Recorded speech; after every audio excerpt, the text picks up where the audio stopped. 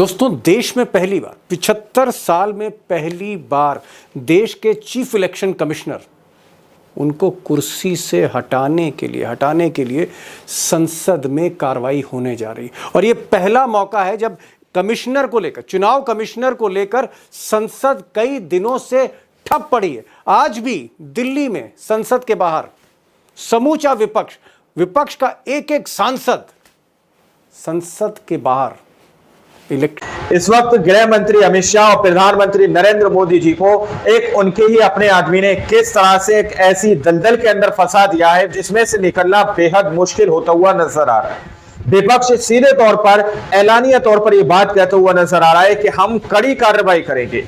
उसी बीच दोस्तों, चुनाव आयोग, जी हां, ज्ञानेश कुमार की गद्दी पूरी तरह से हिल चुकी है। उसके बाद से एक बड़ा सवाल यह उठाया जा रहा है, क्या चुनाव आयोग, जी हां, मुख्य चुनाव आयोग ज्ञानेश कुमार अपनी कुर्सी बचा पाएंगे? क्या गृह मंत्री अमित शाह ज्ञानेश कुमार की कुर्सी बचा पाएंगे?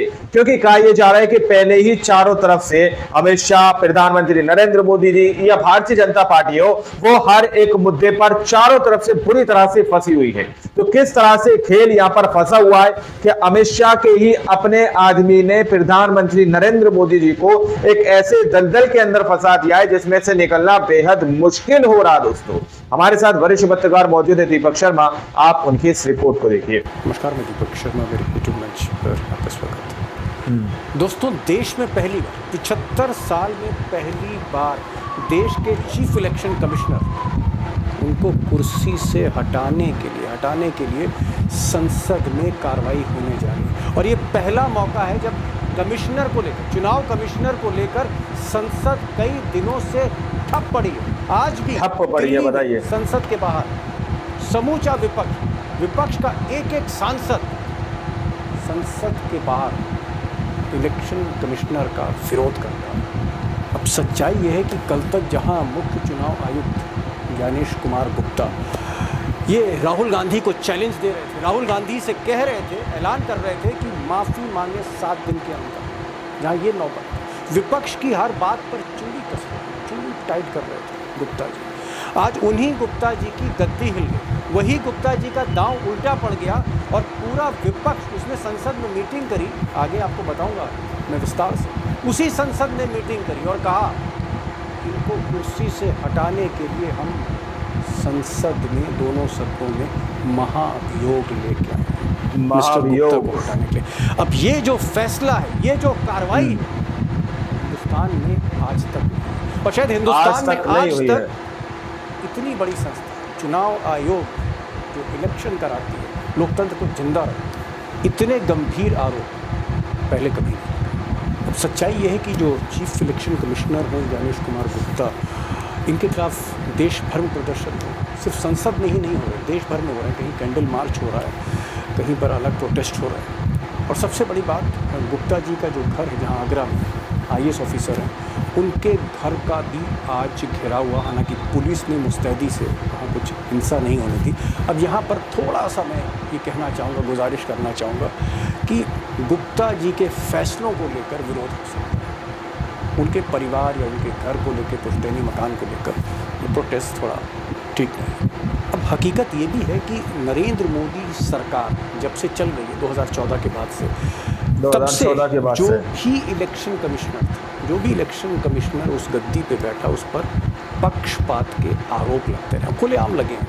और सबने कहीं ना कहीं अपना किरदार भी निभाया है, जिससे ऐसा लगा कि भाई बीजेपी का पक्ष लिया जाए। जिसमें राजीव कुमार जो पिछले मुख्य चुनाव आयुक्त थे, उन्होंने भी कई लक्ष्मण रेखा क्रॉस किए, लेकिन ज्ञानेश कुमार गुप्ता ने हर सीमा, हर लक्ष्मण रेखा जो भी आप सोच सकते हैं उसको लांघा है। और इसीलिए उनकी गद्दी आज खतरे में, महाभियोग की बात हो रही। सवाल इस बात का है कि क्या मिस्टर गुप्ता की गद्दी जाएगी, जो गद्दी हिल रही, कुर्सी हिल रही, या फिर मिस्टर अमित शाह उनकी गद्दी को बचाएंगे। अब अमित शाह का नाम मैं इसलिए ले रहा हूँ क्योंकि अमित शाह के ज्ञानेश कुमार गुप्ता बहुत ही, आप कह सकते हैं, करीबी अफसर थे, चहेते अफसर थे। अमित शाह ने उनको गृह मंत्रालय में इम्पोर्टेंस दी। अमित शाह ने जब एक नया मंत्रालय बना, सहकारिता मंत्रालय, कोऑपरेटिव मिनिस्ट्री, तो उसका सेक्रेटरी बना दिया। और अमित शाह ही ने मिस्टर मोदी से कहा कि इनको आप इस कुर्सी पर बैठा दीजिए, मुख्य चुनाव आयुक्त बना दीजिए। अमित शाह आप समझ सकते हैं, ऐसा लोग कहते हैं। यानी ज्ञानेश शाह के कुमार करीबी गुप्ता आदमी। Chief election commissioner. तो एक तरफ चाणक्य चुनाव देखते थे और दूसरी तरफ चाणक्य के जो खास थे वो चुनाव आयोग देख रहे। तो ये कॉम्बिनेशन चल रहा था जिसकी धज्जियां उड़ा दी एक एक करके, सारे धागे खोल दिए राहुल गांधी। एक के बाद एक खुलासा जो राहुल गांधी ने कच्चा चिट्ठा खोला, उससे कहीं ना कहीं ज्ञानेश कुमार के साथ, चुनाव आयोग के साथ और सिस्टम के साथ पर बट्टा लगा। बहुत से सवाल कर रहे हैं। तो सवाल यही है कि क्या श्री गुप्ता की गद्दी जाती है, उनका धनगढ़ जैसा हाल होगा, या फिर शाह कामयाब हो जाते हैं उन्हें बचाने।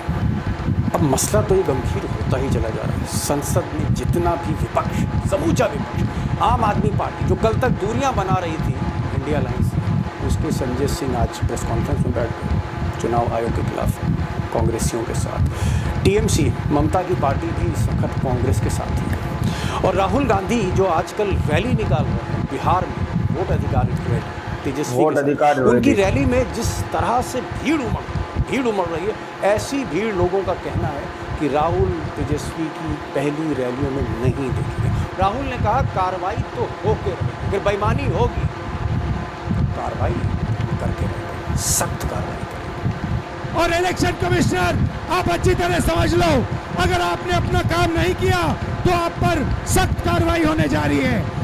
तो दोस्तों, अगर बड़ी तस्वीर देखें तो बीच में गुप्ता जी हैं, इस तरफ अमित शाह और मोदी सरकार खड़ी है, और इधर राहुल गांधी और समूचा विपक्ष खड़ा। विपक्ष चाहता है भाई महाअभियोग लाया गया, संसद में कार्रवाई हो, और मुख्य चुनाव आयुक्त महाअभियोग की तरह, जैसे सुप्रीम कोर्ट के जज, हाई कोर्ट के जज महाअभियोग से हटते हैं, वैसे ही चीफ इलेक्शन कमिश्नर को भी संसद ही हटा सकती है।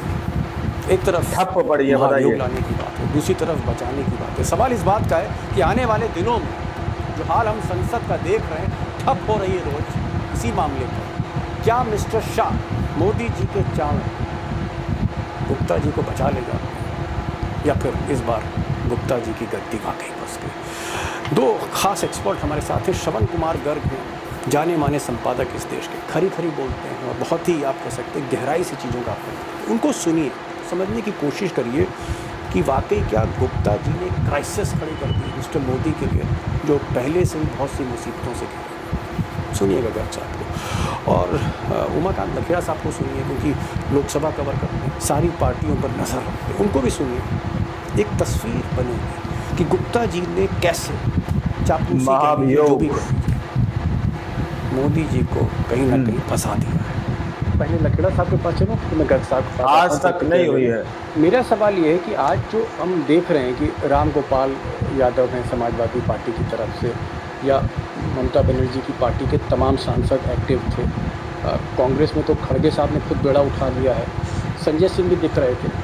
क्या आपको लगता है कि ये जो महाअभियोग की बात चल रही है, इम्पीचमेंट की बात चल रही है, क्या इसमें समूचा विपक्ष धीरे धीरे एक हो जाएगा? क्योंकि कहीं ना कहीं आपको लगता है सब के सब भुक्तभोगी हैं। देखिए, ये पॉलिटिकल बयान जिस तरह से ज्ञानेश कुमार गुप्ता ने कल दिए चीफ इलेक्शन कमिश्नर ने, उसका प्रतिरोध, पब्लिक प्रतिरोध करने के लिए ये प्रेस कॉन्फ्रेंस आज अपोजिशन पार्टीज की थी, और उन्होंने उनको पूरी तरह एक्सपोज कर दिया, और इतना एक्सपोज कर दिया कि मैंने आज तक, मैं 1991 में इलेक्शन कमीशन कवर कर रहा हूँ, 1991 से मैंने आज तक किसी मुख्य चुनाव आयुक्त की या चुनाव आयुक्त की इतनी छिछालेगर आज तक नहीं देखी।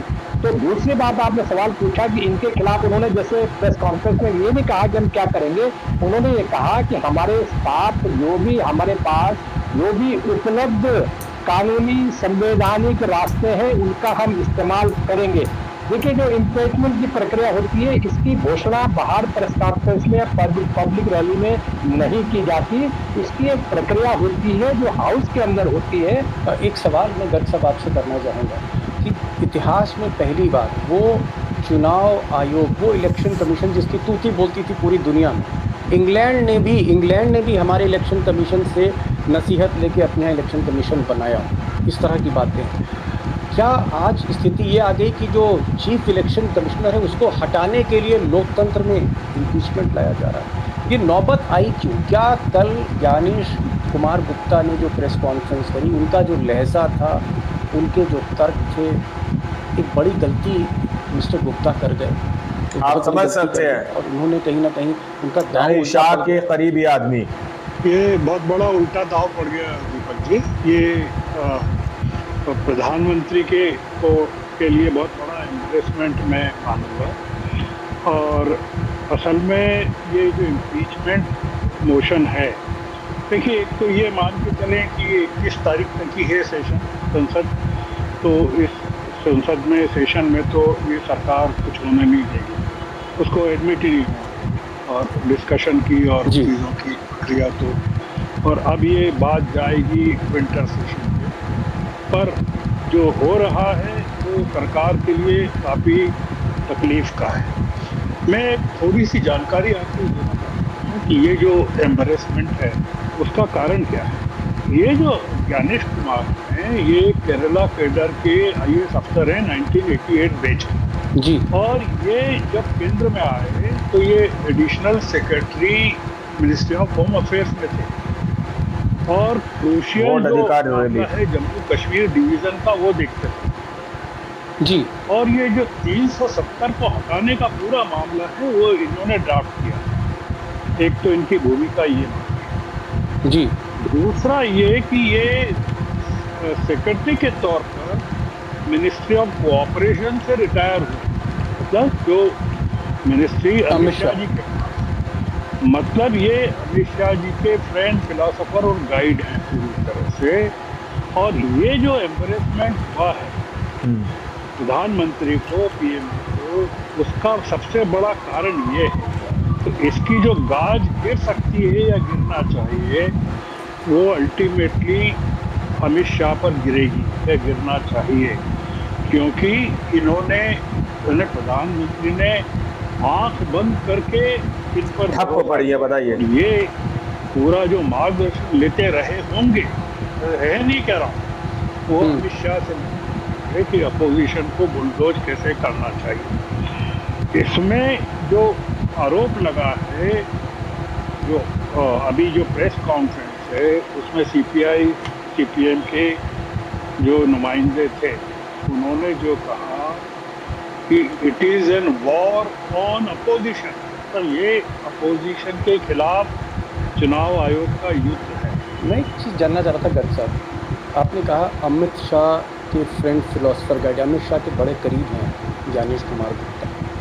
तो गुप्ता जी ने कल जो कुछ कहा, आपको लगता है कि वो स्क्रिप्ट अमित शाह की थी और कहीं ना कहीं ज्ञानेश कुमार गुप्ता ने ये जो इलेक्शन कमीशन है जिसकी बड़ी इज्जत थी पूरी दुनिया भर में कि भाई भारत में सबसे बड़े लोकतंत्र नहीं हुई कैसे चुनाव हो, क्या बहुत बड़ा नुकसान कर दिया है ज्ञानेश कुमार गुप्ता ने इलेक्शन कमीशन का, एक हमारी एक इतनी बड़ी संस्था का? देखिए, मैं ये नहीं कहूँगा कि ये स्क्रिप्ट अमित शाह जी की थी, क्योंकि कई बार ये होता है कि आप इतने ओवर कॉन्फिडेंट होते हैं किसी का वरद हस्त, तो you take it for granted कि आप जो कर रहे हैं उसका एप्रिसिएशन मिलेगा। हो सकता है कि ये ज्ञानेश कुमार जी ने ओवर कॉन्फिडेंस में सरकार को नुकसान पहुंचा दिया। अब मुद्दा ये है कि सरकार उनको बचाएगी कि नहीं बचाएगी, तो सरकार के पास आर्गुमेंट्स क्या हैं कि क्या ये कहेगी कि ज्ञानेश कुमार ने जो कहा सही कहा, तो इसका मतलब है कि वो ज्ञानेश कुमार बीजेपी के प्रवक्ता है। मुझे लग रहा है कि काफ़ी बड़ी लड़ाई है, और ये अगर ऐसी लड़ाई है कि इसमें इलेक्शन कमीशन के जरिए देश में डेमोक्रेसी को खत्म करने का षड्यंत्र है कोई, 2014 के बाद से रूल आउट नहीं करता। गर्ग साहब कह रहे हैं कि जिस संस्था से, देश की जिस संस्था से, संवैधानिक संस्था से देश का लोकतंत्र चल रहा था, चुनाव का पर्व चल रहा था, उसी संस्था से लोकतंत्र को ख़त्म करने की एक साजिश रची जा रही है। और विपक्ष का आरोप जो इस तरह का है, इसमें गर्ग साहब को लगता है बहुत पुख्ता आरोप है। आगे मैं पूछूंगा इनसे सवाल, समय भी काफ़ी हो रहा है। एक छोटा सा जवाब चाहता हूँ लखेड़ा साहब। अभी कुछ ही दिन पहले तृणमूल ने थोड़ी सी दूरियां बनाई थी कांग्रेस के साथ, और आम आदमी पार्टी ने तो साफ तौर पे कह दिया कि भाई हम इंडिया अलायंस में नहीं हैं। लेकिन मैं आज देख रहा हूँ कि संजय सिंह जो हैं वो प्रेस कॉन्फ्रेंस में बैठे हैं, जो इंडिया अलायंस की थी। संजय सिंह पूरी तरह से झंडा लेके चल रहे थे जब मार्च हो रही थी इलेक्शन कमीशन। तो क्या आम आदमी पार्टी और तृणमूल फिर से एक साथ हो गई है कांग्रेस के इंडिया अलायंस? दीपक जी, आपका सवाल को मैं इस संदर्भ में देखता हूँ कि राजनीतिक दल तो तब रहेंगे ना जब ये देश रहेगा और संविधान रहेगा, और संसद रहेगी। जब ना संविधान रहेगा, ना संसद रहेगी, ना देश रहेगा, तो तृणमूल कांग्रेस, कम्युनिस्ट समझ पार्टी, सकते हैं। कांग्रेस, जनता दल, समाजवादी यानी शाह पार्टी, के करीबी इनके लिए आदमी। स्पेस कहाँ बचेगा? तो ये बेसिकली देश और संविधान को बचाने की लड़ाई है। और ये अगर समझदारी राजनीतिक पार्टियों ने अपने मतभेदों को, या अपने जो खींचताने चल रही थी कांग्रेस, टीएमसी, कांग्रेस, आम आदमी पार्टी, इन्होंने अगर अपने मतभेदों को टाल दिया है, तो ये समझदारी का काम है लोकतंत्र में कि आप बड़ी लड़ाई के लिए अपनी छोटी लड़ाइयों को आप अपने जेब में रख लेते हैं, उनको आप उभारते नहीं हैं। और एक बात जो यूनाइट किया है इन पार्टियों का, जो समस्त विपक्षी पार्टियों को जो यूनाइट किया है, उसके लिए मैं प्रधानमंत्री मोदी को जिम्मेदार ठहराता हूं, उनके होम मिनिस्टर चाणक्य को जिम्मेदार ठहराता हूं, उनकी देश को, संस्थाओं को तोड़ने की, संविधान को तोड़ने की, भारत की संसद को निष्प्रभावी बनाने की, भारत में लोकतंत्र को, मीडिया की फ्रीडम को, और जो भी ये जो सामाजिक ताना बाना है जिसको हमारे संविधान मॉनिटर करता है, और जो हमारा देश संविधान से चलता है, जो ये नेता लोग आज है कल नहीं है, ये देश यही रहेगा, ये मुल्क यही रहेगा, लेकिन ये इस तरह से इस बुलडोजर चला रहे हैं कि ये देश में इनके साथ ही खत्म होने जा रहा है, और इनके साथ ये देश पैदा हुआ है। सबसे बड़ी तिलमिलाहट इनको ये है कि ये अपोजिशन क्यों सड़कों पे है, अपोजिशन क्यों वोट चोरी के खिलाफ बोल रहा है। और ज्ञानेश कुमार गुप्ता तो बहुत तिलमिलाए हुए हैं। भाई, आप तो भारतीय जनता पार्टी के एजेंट बन करके अगर आप चुनाव आयोग में बैठे हुए, तो आपको तो लोगों को कोई और मुल्क होता तो वहाँ रेवोल्यूशन हो जाती है। ये तो समझदार लोग हैं, हमारी सिविल सोसाइटी समझदार है, इसलिए लोग संयम बरते हुए, लेकिन लोगों के सब्र का बांध टूट रहा है, ऐसा मेरा भरोसा है। मैं सब्र का बांध इसलिए टूट रहा है क्योंकि आगरा में गुप्ता जी की जो कोठी है, उसका जो घर है, आज ठप पड़ी है, बताइए। पहुंच गई थी, और हालांकि पुलिस ने उसको रोका किसी तरह से। और मेरा ये पर्सनल ओपिनियन है कि चाहे वो ज्ञानेश गुप्ता हों या उनके सहयोगी हों, उनके घर वालों को, परिवार वालों को हमें परेशान नहीं करना चाहिए, क्योंकि जो मसला है वो ज्ञानेश गुप्ता को लेकर है, नॉट हिज फैमिली। तो आज उनके घर का भी घेरा हुआ है आगरा में, पुलिस बुलानी पड़ी, वरना कुछ भी तोड़फोड़ हो सकती है। तो गुस्सा है, सब्र का बांध टूटता है। मैं आखिरी क्वेश्चन पर आ रहा हूँ गर्ग साहब, जिस आदमी को मोदी और अमित शाह ने जो है चीफ इलेक्शन कमिश्नर बनाया, उसको विपक्ष हटाने की बात कर रहा है और संवैधानिक तौर पर हटाने की बात कर रहा है, उसके खिलाफ मार्च हो रही, तरह तरह के आरोप हैं, लोग सड़कों पर हैं, उनके घर का घेराव, और कहीं ना कहीं मैं देख रहा हूँ कि सरकार की जो भी चाहे उपराष्ट्रपति का इस्तीफा हो, चाहे ट्रंप का गुस्सा हो, आज तक नहीं हुई है, अर्थव्यवस्था हो, हर तरफ से ऐसा लग रहा है कि जैसे मोदी जी पर शनिचर भारी है। ऐसा लगता है कि शनिचर भारी है, ग्रह खराब चल रहे हैं गृह मंत्री के लिए। ये क्या सरकार पूरी तरह से फंस गई है, देश फंस गया? आपको क्या लग रहा है, हम किधर बढ़ रहे हैं? आप देख रहे हैं बिहार में सासाराम में जो राहुल गांधी को समर्थन मिला। आप अगर पिछली क्लिपिंग्स निकाल कर देखें, जब वो भारत जोड़ो न्याय यात्रा के समय सासाराम पहुंचे थे 2 साल पहले, 2024 में ही पहुंचे थे, 24 जनवरी में पहुंचे थे। उनकी मार्च तक की यात्रा थी। 1 साल में राहुल ने आप देख लीजिए, जो बिहार के किशनगंज का और सासाराम का, पूर्णिया का 2014 के बाद से पूरा का पूरा, रजिया का जो पिछले साल का था और आज का देख लीजिए, और मोदी जी का देख लीजिए, सब कुछ उलट गया है। ये जो है मोदी जी इस समय भयानक संकट में है, और ये टाइम नहीं है, नहीं तो मैं बताता कि ये जो रूस और अमेरिका की बातचीत जो फेल हुई है, और उसका जो जलजला भारत पे गिरने वाला है, ऑलरेडी स्टालिन ने जो आवाज़ उठाई है कि उनका टेक्सटाइल में भयानक तरीके से रिफ्रिंजमेंट और वो हो रहा है। गुजरात में जेम्स एंड ज्वेलरी का जो पूरा सेक्टर है वो ठप पड़ गया है। हमारी इकोनॉमी पूरी तरह से, तो ये जो संघर्ष चल रहा है मोदी जी का ट्रंप के साथ, राहुल के साथ और देश में जो चल रहा है अर्थव्यवस्था को लेकर, विपक्ष को लेकर, बॉर्डर्स को लेकर, ट्रंप को लेकर भयानक संकट है। और उस संकट में एक बहुत बड़ी आहुति जो है ये हमारे चीफ इलेक्शन कमिश्नर ने दे दी है। मोदी जी का संकट बढ़ा नहीं। अगर वो प्रेस कॉन्फ्रेंस नहीं करते तो क्या आप बिगड़ समझ जाता? सकते हैं। आपने देखा वो प्रेस कॉन्फ्रेंस में उनके यानी मुद्रा शाह देखी के आपने, करीबी कितने आदमी। तनाव में थे। और लाल किले पर मोदी जी कह रहे हैं कि भी 10 साल तक और रहने वाले हैं। कि हो सकता है कि पहली फुर्सत में मोदी जी कोशिश करेंगे कि उनका रिप्लेसमेंट चीफ इलेक्शन कमिश्नर का हो जाए। ओके। इसके पहले की मतलब आप कह रहे हैं इतनी गहरी चोट गुप्ता जी ने कर दी मोदी जी के साख पर?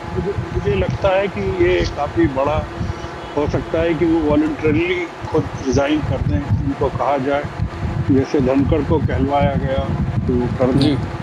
तो ये मोदी जी क्या है, अभी इस संकट को झेलने की स्थिति में नहीं है। सरकार अभी इस हालत में है नहीं दीपक जी कि ये बर्दाश्त कर सके इस तरह के टेंशन। तो ये पीस टाइम नहीं है सरकार का, ये वॉर टाइम। तो ऐसे में ये इन्होंने बहुत गड़बड़ कर दी ज्ञानेश कुमार ने। इनको प्रेस कॉन्फ्रेंस लेना ही नहीं चाहिए। पता नहीं इनको परमिशन ली कि नहीं, इन्होंने पूछा कि नहीं, गाइडेंस लिया कि नहीं, ये लखड़ा जी बता सकते हैं, मैं नहीं बता सकता जी। कि इनको वोट अधिकार मैं आपके इस सवाल में एक जोड़ना चाहता हूं कि ज्ञानेश कुमार गुप्ता ने अपने आप कोई प्रेस कॉन्फ्रेंस नहीं की। उनको प्रेस कॉन्फ्रेंस करने के लिए मैं 100% श्योर हूँ। उनको निर्देश दिया गया और उनको स्क्रिप्ट दी गई कि आपने प्रेस कॉन्फ्रेंस में ये बोलना है। और आप देखिए प्रेस कॉन्फ्रेंस की जो टाइमिंग थी कि 2 बजे अपोजिशन का वहाँ पर खत्म हुआ, सासाराम में 2 बजे रैली खत्म हुई, यात्रा खत्म। दोस्तों आप लोगों ने इस वीडियो को शुरू से आखिर तक देखा। वीडियो के अंदर साफ तौर पर बात की गई है कि किस तरह से यहाँ पर ज्ञानेश कुमार ने जिस तरह से राहुल गांधी को धमकी दी, उसके बाद से उनके लिए एक बड़ी शामत आ पड़ी है। जिस तरह से लोग ज्ञानेश कुमार के घर का घेराव करते हुए नजर आ रहे हैं। अमित शाह के आदमी ने प्रधानमंत्री नरेंद्र मोदी जी को फंसा दिया है। सीधे तौर पर बिहार के अंदर राहुल गांधी इस बात को कहते हुए नजर आ रहे हैं कि अगर इलेक्शन कमीशन सही और सटीक कार्रवाई नहीं करता तो हम उनके खिलाफ कार्रवाई करेंगे। और महाभियोग लाने की बात सीधे तौर पर पार्लियामेंट के अंदर कही जा रही है, जिसकी वजह से चुनाव आयोग, मुख्य चुनाव आयोग जिनके बारे में यहाँ पर दीपक शर्मा जी बता रहे हैं कि कहीं ना कहीं अमित शाह जी के वो चहेते हैं और कई मंत्रालयों के अंदर उनका पूरी तरह से वो लोग उनको उनकी मर्जी की चीजें दी भी गई हैं। अब आप लोग समझ सकते हैं कि किस तरह से चारों पहलू पर यहाँ पर भारतीय जनता पार्टी, गृह मंत्री अमित शाह, भारतीय जनता पार्टी के प्रधानमंत्री नरेंद्र मोदी जी, मुख्य चुनाव आयुक्त के ज्ञानेश कुमार कहीं ना कहीं फंसते हुए नजर आ रहे हैं। आप लोगों ने इस रिपोर्ट को देखा सुना, आप लोग इस रिपोर्ट के बारे में क्या सोचते हैं, क्या समझते हैं, अपनी राय कमेंट सेक्शन में जरूर दीजिएगा। इंटरव्यू वीडियो में जब तक के लिए जय हिंद, जय भारत।